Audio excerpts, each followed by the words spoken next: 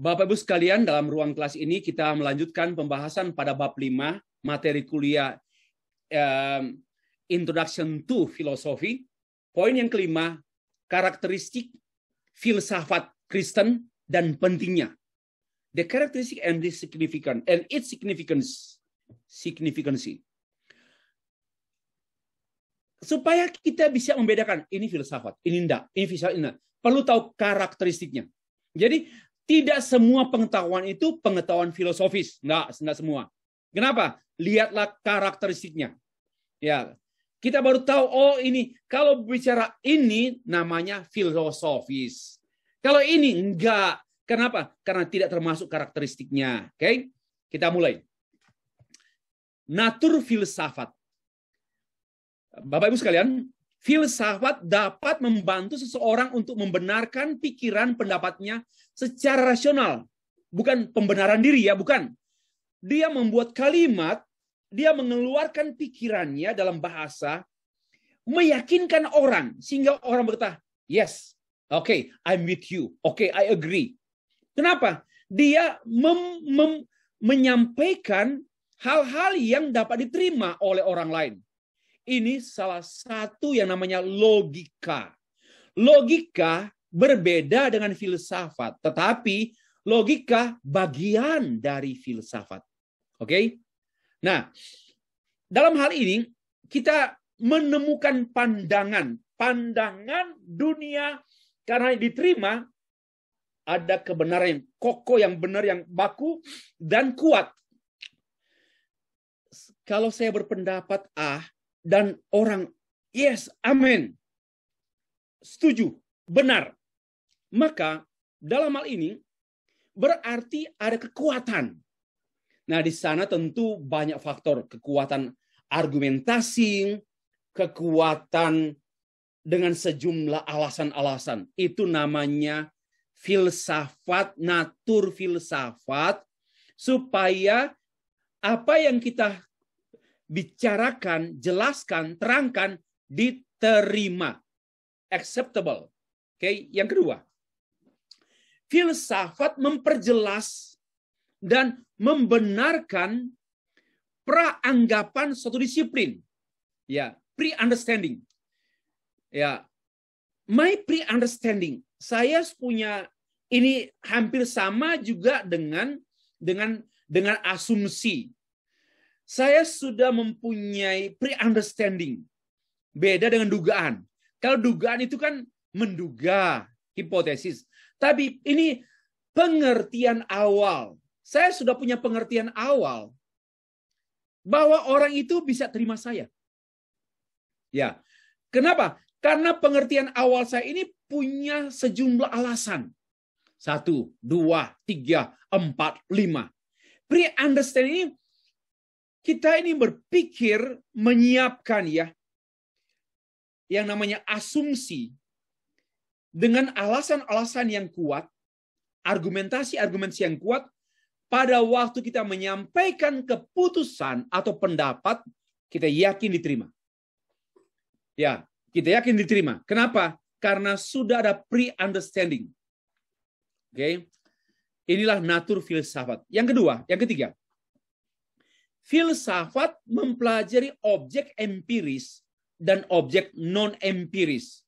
Kalau empiris itu artinya teraba, terasa, terukur, tercium. Karena empiris, dialami. Filsafat mempelajari objek yang terlihat, terdengar, tercium. Tetapi juga dia sebenarnya tidak berhenti di situ. Kalau berhenti di situ namanya science. Science itu mempelajari objek empiris. Filsafat itu mempelajari objek empiris, namun tidak berhenti di situ. Melainkan ada yang namanya metafisika. Ada yang namanya melampaui empiris. Ya, misalnya, kalau ilmuwan mempelajari ayam, bebek, ikan, dan cukup berhenti di ayam, bebek, ikan, geraknya, oh ini ayam ini ikan ini sehat karena bergerak di laut di airnya lincah, gesit, sehat dia. Yang satu ini sepertinya dia sudah lemah, sakit. Kita mempelajari dan hanya di situ. Tapi kalau filsafat melampaui gerakan ikan di air. Ya, dia seperti berdialog, dirinya sendiri bukan dengan ikan. Kalau ilmuwan berdialog dengan ikan. Tetapi kalau filsuf berdialog dengan dirinya sendiri tentang ikan. Oh, ini saya langsung dapat ide ini. Saya ini muncul saja. Sekali lagi. Kalau ilmuwan, dia berdialog dengan ikan. Dengan cara apa?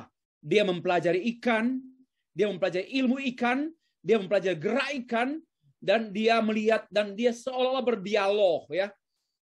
Ikan itu bicara, tell some things. Okay? I'm sick. Saya sakit. Why? You know, you look at me. Saya bergeraknya lambat. Saya lemah. Saya sakit. Okay? Jadi ada dialog. Dialog dengan objek. Tapi filsafat tidak berdialog dengan objek. Melainkan dengan ide ikan. Oke? Inilah natur studi filsafat. Yang ini, namun ingat, filsafat itu adalah jantung semua ilmu. Semua ilmu ada jantungnya, yaitu filsafat. Karena itu ada philosophy of science. Bukan science filosofi ya. Philosophy of science. Ada philosophy of law. Philosophy of military. Philosophy of medis. Philosophy of sociology. Philosophy of anthropology. Philosophy of mathematics. Mengapa ilmu-ilmu ini ada filsafatnya? Karena memang filsafat adalah jantung setiap ilmu. Inilah singkat natur filsafat. Lebih jauh. Kita ke filsafat Kristen lagi. Lebih mengkerucut. Filsafat adalah bantuan dalam tugas kita mengambil keputusan. Kenapa? Karena filsafat itu bertugas untuk mengkonstruk, menganalisis, menghasilkan. Jadi mempertimbangkan, menganalisis, mengkritisi. Filsafat helps us. Misalnya, apakah boleh menggugurkan kandungan? Sudah hamil, tapi dia nggak terima bayi itu dalam kandungan. Dia mau gugurkan. Nah, ini namanya perlu ada pertimbangan etis. Pertama, pertimbangan etis teologis. Dilarang membunuh. 2, secara hukum. Itu pembunuhan juga. Bisa kriminal. 3, secara medis. Itu juga selain membunuh janin, juga berbahaya bagi ibunya. Itu medis. Secara sosial, dia akan dikatakan, ini dia hamil sudah 6 bulan, tapi tiba-tiba hilang nggak punya anak. Dia akan dikucilkan masyarakat. Oh, banyak faktor. Jadi, pertimbangan filosofi ini utuh, totalitas. Inilah filsafat membantu kita mempertimbangkan untuk mengambil keputusan etis secara total. Ya, oke. Yang berikut. Filsafat membantu gereja dalam tugas apologetika. Dalam hal apa? Mengkritik dan menyangkal pandangan dunia alternatif tentang dunia. Ya, memproklamasikan kebenaran dan membela kepercayaan. Kita tidak membela kebenaran, tetapi membela kepercayaan orang, membela pengertian orang tentang iman mereka. Filsafat membantu. Saya sukar mengerti kalau ada apologetika tanpa filsafat. Karena apologetika itu sama dengan filsafat teologi. Sukar sekali kita mempertanggungjawabkan iman kepada orang lain.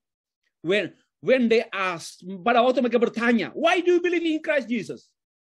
Jawaban kita kepada orang yang tak seiman haruslah dengan menggunakan bahasa filosofis. Supaya, jangan bilang, kalau ada orang Buddha tanya, Stefri, why do you believe in Jesus Christ? Saya tidak mungkin begini, oke? Tolong buka Alkitab ya. Dalam Yohanes pasal sekian, tidak mungkin saya menjawab begitu. Dia tidak punya Alkitab, dan dia tidak percaya Alkitab. Saya harus menjawab secara filosofis. Oke? Tetapi isi filsafatnya teologi. Isi filsafatnya teologi. Ya, Why do I believe in Christ Jesus? Jawaban saya kenapa? Saya jawab, I don't know. Oh, itu jawaban. I don't know. Ini jawabannya benar loh. Ini filosofis. I don't know. Why? Not because I understand. Not because I study about Christ, so I know and I believe in Him. No. But by the grace of God, saya dibuat sadar. Setelah mendengar firman Tuhan, hati saya hancur. Dan saya ingat dosa-dosa saya. Dan saya minta ampun kepada Tuhan. Dan minta Tuhan baharu saya. So, pertama, why do you believe in Jesus Christ? I don't know. Yang kedua, saya jawab, I realize, according to the Bible, saya sadar, menurut Alkitab, itulah pekerjaan Roh Kudus pada saya. Yang ketiga, baru saya tahu, setelah Roh Kudus beritahu melalui firman Tuhan, bahwa Dia, Yesus Kristus, satu-satunya Allah. Tidak ada jalan lain. Nah, jawaban-jawaban saya ini, Bapak Ibu, jawaban filosofis. Tetapi isinya Alkitab. Boleh? Isinya firman Allah. Secara teologis. Itu maksudnya. 3. Filsafat adalah ekspresi sentral dari gambar Allah dalam kita. Kita mengekspresikan pemikiran, mengekspresikan perasaan kita, mengekspresikan kehendak kita. Mengenai apa? Gambar Allah pada kita. Coba saya tanya, Bapak Bu. Manusia diciptakan menurut gambar dan serupa Allah. Apa artinya gambar serupa Allah? Apa artinya gambar dan serupa Allah? 1. Catat kalau belum tahu. 1. Kebenaran Allah. Kita ini diciptakan dalam kebenaran Allah. Dan kita bisa mengetahui kebenaran Allah. Kita memiliki kemampuan untuk mengenal Allah dan mengetahui kebenaran Allah. Namanya gambar itu bicara mengenai kebenaran kekal Allah. Dan kita diciptakan dalam kebenaran kekal Allah. Yang kedua, kekudusan Allah. Segambar dengan Allah, segambar dengan kekudusan Allah. Kita tahu itu mana itu dosa, mana itu najis, mana itu benar, mana itu najis. Ya, kenapa? Karena manusia diciptakan sebagai makhluk bermoral. Ya, makhluk yang mampu membedakan salah dan benar, kecuali dia sebelum dia manusia jatuh dalam dosa. Setelah dia jatuh dalam dosa, manusia tidak bisa membedakan lagi mana yang benar dan salah. Ini kan bicara ciptaan, Allah menciptakan. Itu namanya gambar Allah. Apalagi gambar Allah? Gambar Allah itu mengenai kekekalan. Manusia itu kekal, nggak hilang, nggak musnah. Dia kekal di neraka. Dia percaya Yesus kekal di sorga. Nggak percaya kekal di neraka. Itulah gambar Allah. Dan ini semua ada pada manusia. Ya. Dan coba apa lagi? Allah itu, gambar itu juga berbicara mengenai natur. Allah berpikir, Allah berperasaan, Allah berkehendak. Manusia pun berpikir, berperasaan, dan berkehendak. Itulah gambar Allah. Maka berfilsafat itu adalah ekspresi gambar Allah pada manusia. Hanya manusia yang berfilsafat. Anjing yang lain tak mungkin berfilsafat. Penting sekali. Maka berfilsafatlah hai manusia. Yang tidak berfilsafat bukan manusia. Keras ya dan kasar ya. 4. Filsafat meresapi teologi filsmatika dan berfungsi sebagai pembantunya dalam beberapa cara. Jadi begini, saya makin menghayati tentang teologi, makin kuat berpikir, menulis, berpendapat tentang teologi, sistematik tentang Allah, malaikat, Roh Kudus, Kristus, keselamatan, akhir zaman, makin kuat. Kenapa? Karena filsafat menolong saya berpikir sampai meresap ke dalam. Ya, kenapa? Karena inilah filsafat membantu teologi. Oke. Lanjut, yang kelima. Filsafat dapat memfasilitasi disiplin studi spiritual. Ya, saya merasa begini. Pak, mana duluan? Filsafat atau teologi? sulit menjawab. Karena sebenarnya kita sudah lahir dalam keluarga, sudah ada filsafat keluarga, filsafat suku, filsafat negara. Kita sudah ada pikiran-pikiran filosofis yang tidak teratur tentu. Maka mana yang duluan? Ya, karena itu sebaiknya sejak kanak-kanak orang percaya, anak-anak sudah diajar firman Allah. Sehingga didahului oleh teologi. Baru dia belajar filsafat tentang kehidupan dari budayanya, dari sukunya, dari sekolah kalau ada. Nah, tetapi sebagai seorang dewasa, menurut saya, sebagai seorang yang percaya pada Tuhan Yesus Kristus, ya, orang Kristen yang sudah percaya Tuhan Yesus Kristus, maka dia berfilsafat. Dia salah satu juga berfilsafat itu merenung, berpikir, solitude, bermeditasi, merenung, menghayati hidup. Tentu dari Alkitab. Jangan kosong. Menghayati itu namanya bersemedi atau seperti yoga. Ya, tenangkan pikiran, hilangkan pikiran. Bukan itu. Kita ini bersemedi, kita ini bersolitude ini bukan hilangkan pikiran, tapi berpikir tenang dalam suasana rohani, memikirkan hal-hal yang terdalam. Apa yang aku telah buat untuk pekerjaan Tuhan. Nah, ini. Jadi filsafat menolong kita berpikir dalam. Tanya lagi. Kamu sudah hebat ya, Stefri? Sudah khotbah 1000 kali, sudah khotbah ribuan kali, sudah merasa hebat. Kamu sudah penuhi kehendak Tuhan.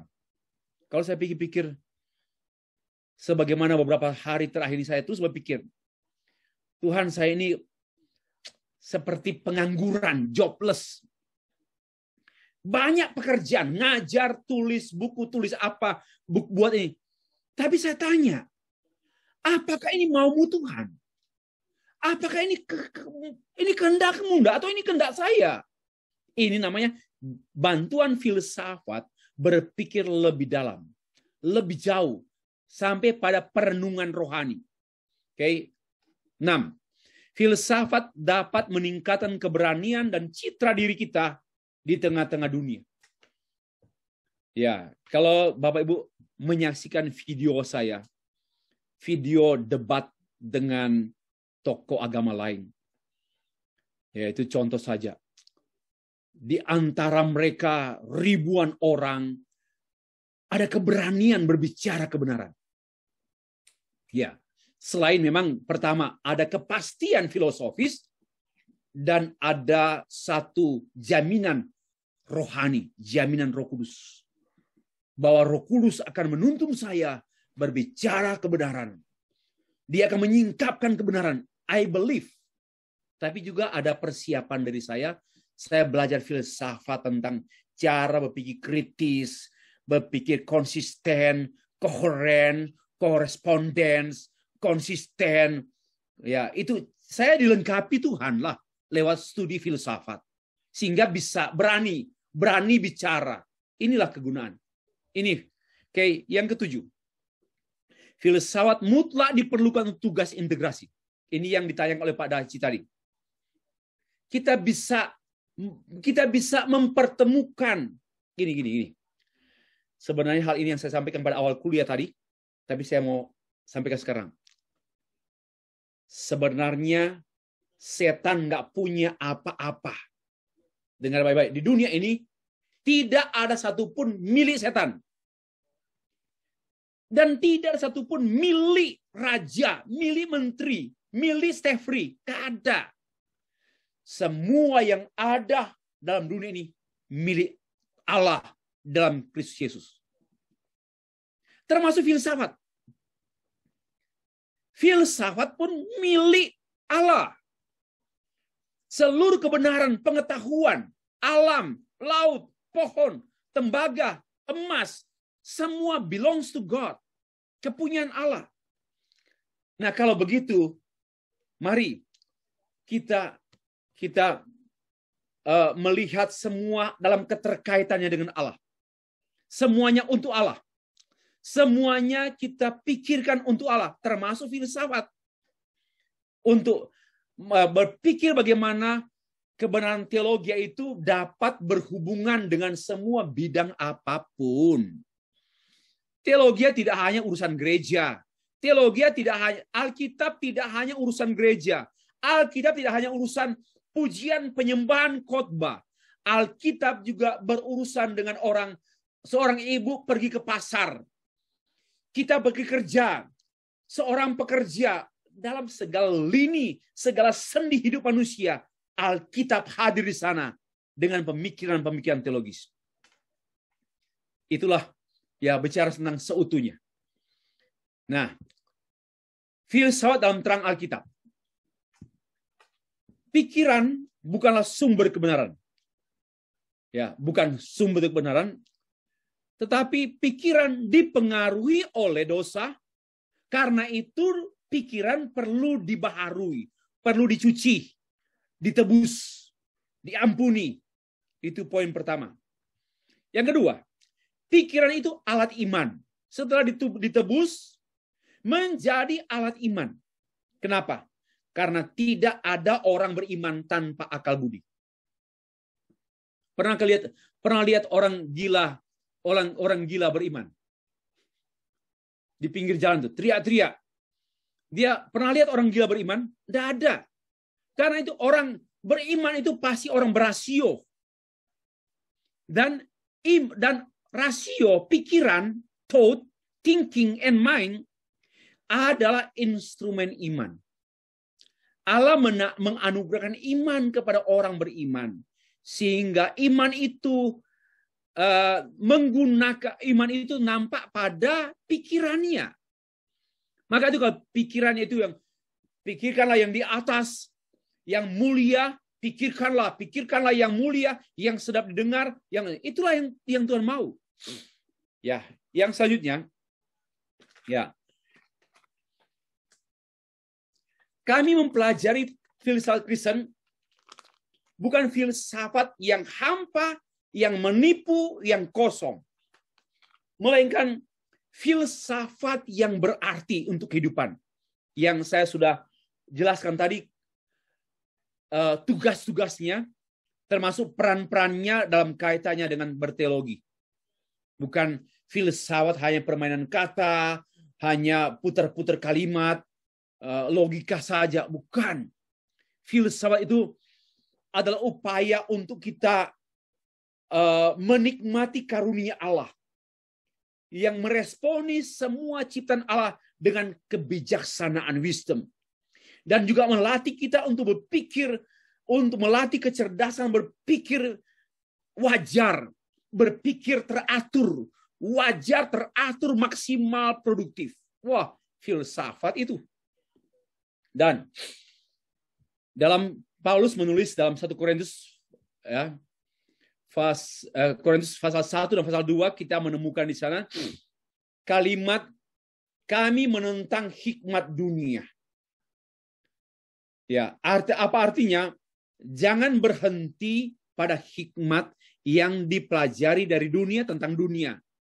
Tapi kita harus belajar hikmat yang melampaui dunia. Ya. Dan Christ is a wisdom. Kristus adalah hikmat Allah. Christ is God's wisdom. So every believer, setiap orang percaya berhikmat dan hikmatnya luar biasa, yaitu Christ. Namun jangan berhenti di sini. Orang yang memiliki hikmat Kristus harus mempelajari semua kepunyaan Kristus. Dengar baik-baik. Orang yang memiliki hikmat Kristus harus mempelajari semua milik Kristus, termasuk sosiologi, antropologi, itu belongs to Christ.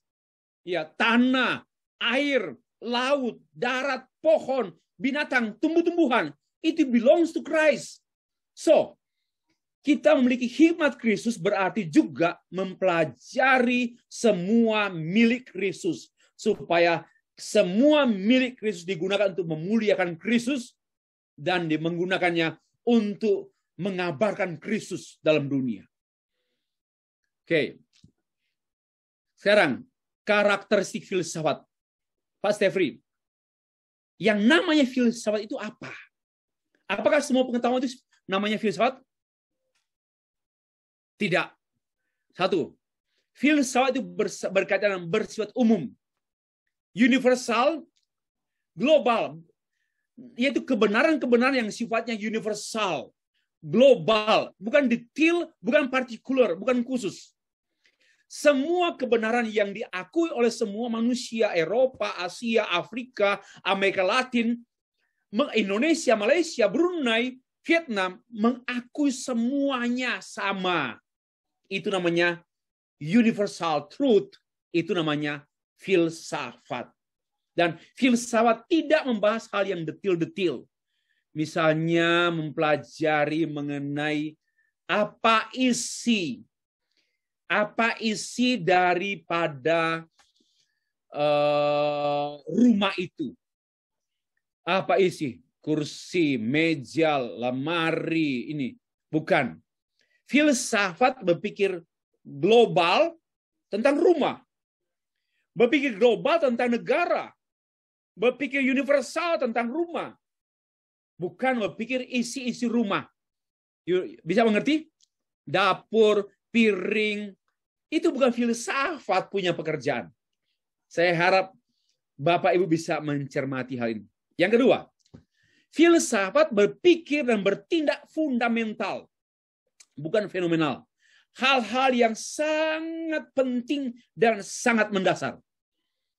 Ya, menentukan mati hidup. Jadi filsafat berbicara mengenai hal-hal yang sangat-sangat penting, menyangkut hal-hal yang vital. Ya, hal-hal yang vital. Misalnya, tujuan hidup manusia apa? Itu vital. Dari mana manusia berdatang? Apa yang seharusnya manusia pikirkan dan lakukan? Yang vital, yang fundamental. Bukan yang dan contohnya, kita tidak mempersoalkan orang. Ya. Mempersoalkan orang dibaptis 5 kali atau dengan air, dengan bendera, dibaptis dengan apa saja, dengan cara-cara teknis. Dibaptis dengan selam, dengan berenang, dibaptis dengan celup, semprot. Ini bukan itu. Filsafat tidak berbicara itu. Tapi hakikat baptisan. Apa sesungguhnya maksud ontologi baptisan? You baptis 5 kali, 7 kali, pakai air di Yerusalem pun, pakai air di mana saja. Itu bukan itu. Tapi apa sebenarnya esensi baptisan? Wah, itu filsafat. Oke? Oke. Yang ketiga. Filsafat berpikir dan hidup holistik, bukan parsial. Berpikirnya utuh. Ya, seutuhnya. Filsafat berpikir seutuhnya. Bukan parsial-parsial. Pikiran bagian saya, bagian dia, bagian kami, bagian mereka. Tidak, bagian kita semua. Filsafat berbicara tentang seutuhnya kita. Bukan saya, bukan kamu, bukan mereka. Tapi kita. We are the champion. Ya, itu lagu namanya. We are the champions. Berpikir seutuhnya. Jadi, sama juga. Mari kita berpikir tentang gereja. Janganlah kita berdebat untuk hal-hal yang teknis gitu. Mari kita berdebat untuk yang seutuhnya. Ya. Apa yang seutuhnya dalam gereja? 1. Alkitab firman Allah. Kalau ada anggota jemaat sudah mengatakan, atau sebagian, enggak, Alkitab bukan firman Allah. Itu seutuhnya. Ini harus diselesaikan, jangan didiamkan. Karena ini menyangkut hal-hal yang sifatnya holistik. Tapi kalau menyangkut, Pak, saya suka lagu yang pelan-pelan, yang slow. Slow, Pak. Oh, kalau saya suka reggae, Pak. Aku mau di sana. Saya mau semua yang agak nge-rap. Nah, itu kan praktis dan teknis. Itu fenomenal, itu parsial. Kita harus berbicara yang seutuhnya. Ibadah itu apa?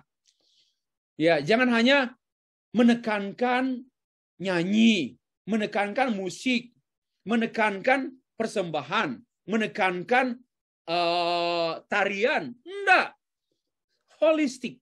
Ibadah itu holistik.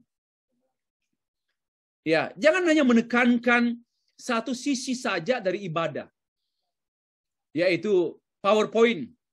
Harus bagus-bagus PowerPoint-nya ya. Lagunya juga bagus-bagus. Cari lagu yang bagus-bagus biar mereka suka. Ya, biarpun khotbahnya nggak bagus, nggak apa-apa lah. Yang penting nyanyi enak. Nggak bisa, harus utuh. Karena itu dari awal ibadah sampai akhir ibadah, satu kesatuan yang menyeluruh. Lagunya berhubungan dengan khotbah. Bukan sembarangan. Ya, lagu pembukaannya mengapa begitu? Lagu di tengah mengapa itu? Dan di akhir seperti itu kenapa? Jawab saya dong. Nah, ini namanya pertanyaan filosofis. Jadi jangan sembarang lagu. Saya mau lagu ini, lagu ini. Itu namanya careless dan sembrono atau sembrono. Itu tidak filosofis. Biasanya seperti ini, no meaning. Careless itu no meaning. Care itu meaningful. Oke. Yang keempat, filsafat bebas dari prejudis, prasangka, dugaan-dugaan, sifatnya kedaerahan, ya lebih sukuku, bahasaku, keluargaku. Nggak bisa. Harus gereja kami. Bukan gerejaku. Ya, itu namanya kedaerahan. Berpikir lokal kedaerahan. Itu gerejaku. Nggak bisa. Harus gereja kami. Ya, bangsa kami. Bukan bangsaku. No. Bangsa kami. Kerajaan kami. Bukan. Biarpun dia menteri. Biarpun dia pemimpin bangsa. Nggak pantas bicara bangsaku. Harusnya bangsa kami. Ini berpikir kerdil kalau bangsaku, negeriku, bahasaku, sukuku, makananku, anjingku, monyetku, kucingku, ya, kukuku, ya, kuku tanganku. Ya, itu namanya kedaerahan, sempit, eksklusif, aku saja, eksklusif, kukuku. Ya, filsafat tidak begitu. Oke, bebas, harus bebas. Yang kelima, filsafat tidak memberi perhatian pada fakta-fakta yang terlihat, yang terukur, yang tercium. Enggak. Yang dia cari pikirkan substansinya apa. Orang ini menari di gereja, di depan di gereja, menari apa ini? Substansinya apa? Atau hanya gerak-gerak? Atau hanya lenggok sana, lenggok kiri sana, hanya ikut irama gambus, irama kecapi. Tapi substansinya apa? Kalau nggak ada substansi, saya betul-betul bertanya, why itu ada itu tanpa substansi? Substansinya, kita memberi persembahan ya, memberi persembahan waktu kantong persembahan diedarkan, kita memasukkan uang ke kantong itu. Substansinya apa? Bukan hanya Tuhan kasih uang ya, $50 US. Udah masuk. Ingat Tuhan, ingat ya. Ingat saya sudah memberi. Itu kampungan. Substansinya apa? Apa kita memberi pada Tuhan? Ya. Apa Tuhan menerima dari kita? Apa Tuhan perlu dari kita? Substansinya? No. Ini bahasa cintaku pada Tuhan. How can I express my love, my thinking, my feeling? I have no. But this is, I think, yang berharga. Ya, itu loh. Apa substansinya? Kalau tidak ada substansi, hanya sup brenebon, sup kacang, sup. Nggak sip. Oke. Lanjut. Bukan berfokus pada teori, melainkan pada cara berpikir. Yang teori itu adalah ilmu. Nah, saya harap bahwa ingat ini seumur hidup. Kalau bicara teori, pasti sains. Kalau filsafat, nggak ada teori. Dengar baik-baik. Malulah kita. Teori filsafat bukan teori. Tidak ada teori filsafat. Yang ada teori ilmu pengetahuan. Tetapi filsafat itu cara berpikir. Bukan pikiran juga semata-mata. Tapi the way of thinking. Cara berpikir kritis, berpikir benar, berpikir wajar, berpikir lurus, berpikir analitis. Ini filsafat. Tapi teori-teori itu science. Ya, tolong perhatikan. Jangan kita malulah kalau teriak-teriak. Saudara, saya punya teori filsafat. Aduh, saya pikir ini satu kecelakaan besar. Bulan jadi bintang. Ya, nggak boleh gitu. Memalukan sekali. Tidak ada teori filsafat. Kenapa? Karena teori ini berurusan dengan sains. Perlu hipotesis. Ada uji teori. Filsafat nggak perlu diuji teorinya karena ada teori. Hanya gagasan, pandangannya, ya terbukti tidak apa kesimpulan. Filsafat lebih banyak pada simpulan. Ya. Yang ketujuh, bukan justifikasi, pembenaran, bukan, tapi klarifikasi dan verifikasi. Kalau berbicara filsafat, tolong. Justifikasi itu namanya science. Tetapi kalau klarifikasi, apa artinya? Membuat clear. Oke, kita masih kabur mengenai hal ini. Buat klarifikasi. Itu satu peran filsafat. Membuat clear. Penjelasan dibuat clear. Atau dibuat verifikasi. Verifikasi itu pemastian. Pasti enggak? Pasti. Pasti, Pak. Pasti. Contoh ya. Semua manusia pasti mati. Aristoteles adalah manusia. Maka kesimpulan pastinya Aristoteles pasti mati. Ini loh, bicara soal kepastian, verifikasi.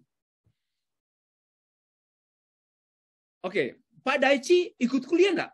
Ikut kuliah filsafat enggak pada hari Jumat ini? Perlu verifikasi. Perlu pemastian. Satu, presensi hadir, ada gambar, foto, ada suara, ada pertanyaan. Ini verifikasi. Kalau klarifikasi membuat sesuatu yang agak tidak jelas atau kabur menjadi lebih jelas. Baik kalimatnya dibuat lebih jelas lagi. Paham? Oke, paham. Sudah jelas? Jelas. Ini tugas filosofis, membuat jelas. 8. Bukan menilai pandangan orang, pendapat orang, tetapi apa yang membuat orang itu berpendapat. Namanya presuposisi. Tidak menilai pendapat orang, anggapan orang. Apalagi hipotesis. Enggak. Filsafat menilai apa yang membuat orang itu berbicara, berpendapat, beropini seperti itu. Ini namanya presuposisi. Kita langsung menilai jantungnya. Bukan yang nampak di luarnya, tapi yang dalamnya. Oke. Bukan pada beberapa pendapat atau argumentasi. Pendapat-pendapatnya begini. Bukan. Tapi satu prinsip, satu set, satu sistem. Saya berikan contoh lagi. 5 sila Pancasila itu 5. Tapi satu sistem. 5 rukun Malaysia itu 5. Tapi satu sistem. Ya, ini penting. Percaya pada Allah Bapa, Anak, Roh Kudus 3. Tapi satu sistem. Satu sistem. Satu substansi. Ini. Percaya kepada Alkitab, kepada Allah, ya, kepada malaikat, kepada Kristus, kristologi, keselamatan, ya, Roh Kudus, akhir zaman. Ini banyak, tapi satu sistem. Ya, sistemnya ini yaitu teologi. Teologi satu sistem. Oke. Ini cara berpikir filosofis. Yang berikut. Bukan hanya sebatas epistemologi, melainkan sejauh ontologi. Epistemologi itu pengetahuan. Tetapi ada sesuatu yang esensial, lebih dalam, lebih sesungguhnya, yang sesungguhnya, Bukan apa yang kau pikirkan, apa yang kau tahu. Tapi yang sesungguhnya. Coba, Bapak Ibu, tahu saya, Steffrey, seperti ini. Tapi pertanyaannya, Steffrey yang sesungguhnya seperti apa? Nggak seorang pun tahu. Ya, kita yang tahu epistemologi. Saya tahu epistemologi Ari. Saya tahu epistemologi Pak Relax. Tetapi saya nggak tahu substansi ontologinya Pak Relax. Nggak tahu. Nggak tahu. Ya, hanya orang terdekat, istri, yang tahu. Kecuali Pak Ari, kecuali Ari belum punya istri. Nggak ada yang tahu kau. Kasihan loh. Pokoknya yang belum menikah, kasihan sekali, nggak ada yang tahu. Maka itu mau cari mata, mau cari tahu sendiri. Ya, menikahlah baru ada orang tahu kita. Ya, oke. Inilah gambaran saya mengenai filsafat ya, karakteristiknya. Dan terakhir, pentingnya filsafat, pentingnya. Ini cepat saja. Filsafat adalah pengetahuan yang paling dekat dengan teologia. Dan teologia paling dekat dengan Alkitab. Ya. Paling dekat dengan Alkitab. Teologia. Yang agak jauh dari teologia itu science. Science jauh dari teologi. Misalnya teologia tentang hidrogen. Sulit. Teologi tentang timah, tentang oksigen, sulit. Ya, bukan sulit sebenarnya. Jauh sekali, perlu studi dulu. Maka itu banyak ilmuwan tidak bisa ke Alkitab karena terlalu jauh. Apalagi dengan pikiran-pikiran saintifik yang menekankan hukum ilmiah harus objektif, harus rasional, harus empiris. Wah, sulit. Kenapa? Karena Alkitab empiris dan melampau empiris, rasional dan melampau rasional. Ya, sulit. Tetapi bagi orang percaya nggak sulit, karena orang percaya believe in the Bible and know knowledge. Tahu pengetahuan. Oke, ini poin pertama. Yang kedua, filsafat jantung dari semua ilmu pengetahuan. Karena itu ilmu tanpa jantung. Saya katakan bukan ilmu. Ilmu sosiologi, antropologi, psikologi, jantungnya filsafat. Ilmu, contohnya science, teknologi tanpa jantung, tanpa filsafat, maka ilmu ini akan merusak manusia dan dunia. Maka itu banyak sekali hasil-hasil temuan nuklir jatuh ke tangan penjahat, jual nuklir. Yaitu memang karena ilmuwan ini tanpa filosofis, hanya pragmatis, yang penting ekonomis. Yang ketiga, filsafat adalah cara jelas membangun suatu pengertian yang jelas. Penting sekali. Saya katakan penting sekali. Bahasa saya, penjelasan saya, tulisan saya, khotbah saya jelas. Ya, karena bantuan filsafat. Yang keempat, filsafat adalah cara atau jalan yang sangat efektif melatih kecakapan berpikir. We should train our thinking. Ya, the way of thinking. Harus dilatih. Jangan manjakan kita berpikir. Ya. Karena itu mengapa pihak gereja, pihak gembala begitu berapi-api untuk mengharapkan semua jemaatnya belajar teologi. Kenapa? Karena tidak ada cara melatih kecakapan berpikir firman Allah selain sekolah. Dan tadi malam saya menegaskan, tidak ada kemajuan tanpa pendidikan. Tidak ada perkembangan tanpa pendidikan. Tidak ada keteguhan tanpa pendidikan. Tidak ada standing firm tanpa pendidikan. Apalagi ini pendidikan teologi. Bukan sekedar pendidikan, tetapi pendidikan teologi from the Bible for the glory of God, untuk kemuliaan Allah. Kan demikian. Nah, 5, ini sudah salah, ini 5. Filsafat adalah suatu cara membongkar pemikiran dan keyakinan palsu. Sama dengan mulanya filsafat oleh Plato, Socrates, membongkar kepalsuan mitos-mitos. Ya, kita bisa memeriksa kepalsuan rohani loh. Kepalsuan rohani bisa juga disingkapkan oleh filsafat. Orang pura-pura rohani. Ya, saya bisa menyampaikan 2 pertanyaan kepada orang rohani, pura-pura rohani. Dengan pertanyaan filosofis. Misalnya begini. Mengapa kamu suka berdoa? Mengapa kamu suka berdoa? Karena saya banyak masalah, Pak. Ini kan palsu. Sorry ya. Saya kayaknya.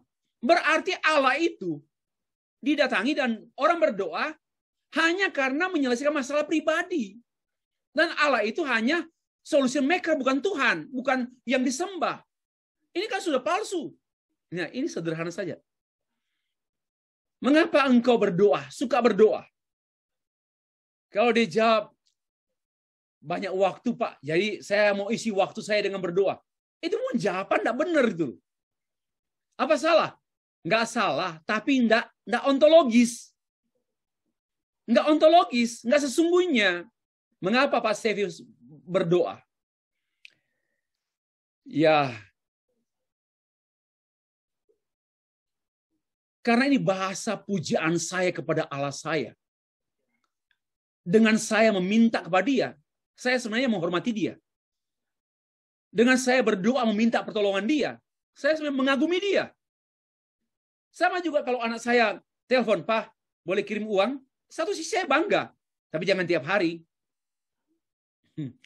Satu sisi saya bangga, kenapa? Dia mengakui saya ayahnya gitu loh. Berdoa itu apa? Substansinya mengakui kealahan Yesus. Amin. Itu yang sempurna. Ini filsafat membantu kita mengenai substansi doa. Kalau berdoa, mengapa? Karena ini. Karena banyak setan, Pak. Saya suka berdoa karena banyak setan. Kamu kesetanan ya?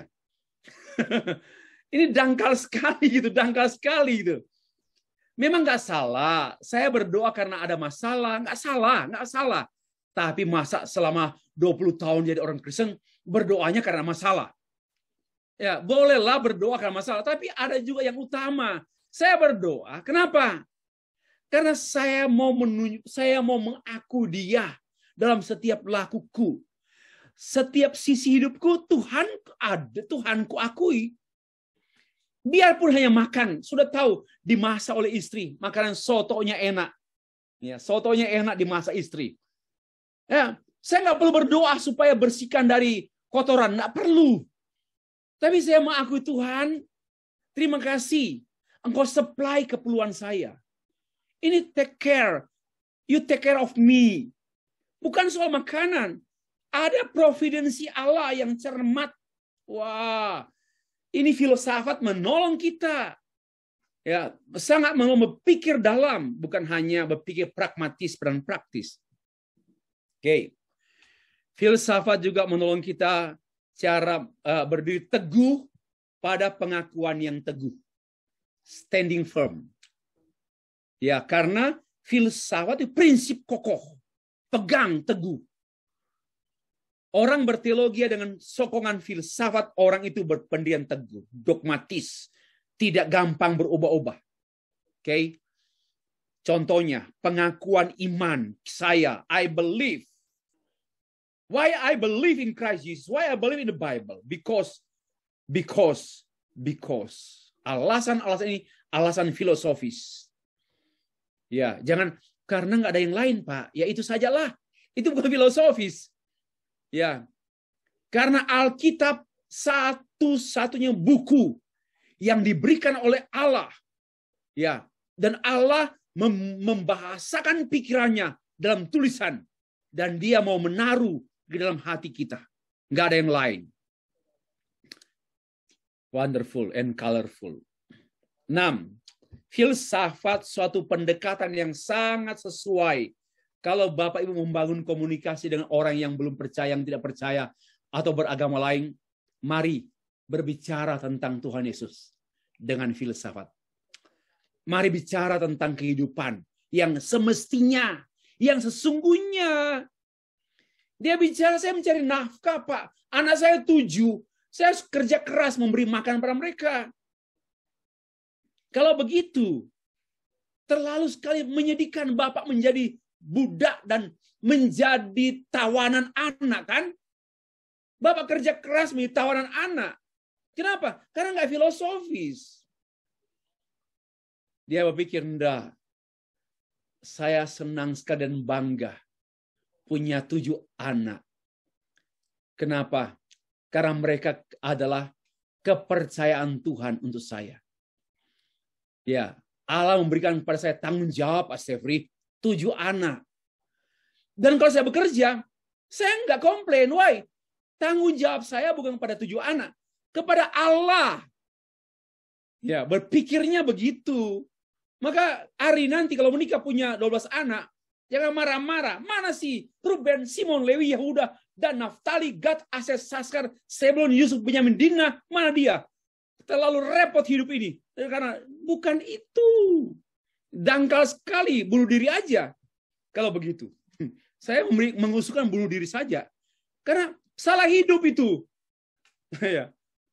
Yang hidup itu semuanya, itu menurut grand design Allah. Wah, mari hidup according to grand design Allah in Christ Jesus. Oke. Nah, bahasa komunikasi saya dengan orang-orang yang tak seiman itu bahasa filsafat. Dan itu teduh. Oke. Saya pikir kita ada tugas ya. Apa kegunaan filsafat bagi evaluasi diri saya, masing-masing kita? Kecuali untuk Bapak Ibu yang dari Indonesia, Malaysia, membuat rangkuman, ringkasan. Jadi bahan kuliah saya ini, dari tadi sampai sekarang, ditulis pokok-pokok utamanya. Pokok utamanya ditulis. Tetapi untuk teman-teman dari tadi, dari Ibu Aeni, saya kan tidak boleh nyebut. Ya, membuat apa? Satu perenungan. Apa kegunaan filsafat bagi saya mengevaluasi diri saya, bagaimana saya bisa meningkatkan diri saya, untuk apa? Pekerjaan saya, keluarga saya, pelayanan gereja. Ya, oke, itulah. Sampai demikian presentasi saya untuk materi kelima.